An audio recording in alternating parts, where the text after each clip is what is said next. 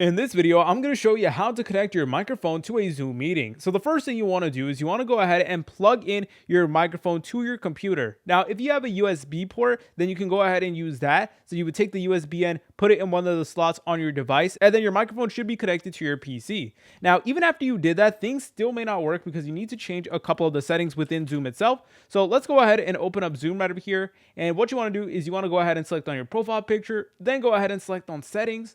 Then in the left menu, go ahead and scroll down until you see audio. Then over here where it says microphone, you want to go ahead and manually select on the device. So there might be multiple devices connected to your system. So you want to go ahead and actually find your microphone over here. For me, it is the Elgato Wave. So that's why I'm selected. But obviously you want to go ahead and find your microphone from here, and you guys have the option to go ahead and test out your microphone just to make sure that things are working. Afterwards, you should be good to go, and then from there, you're able to use your microphone on Zoom meetings. If you guys found this video helpful, make sure to leave a like and subscribe. I'll see you in the next tutorial.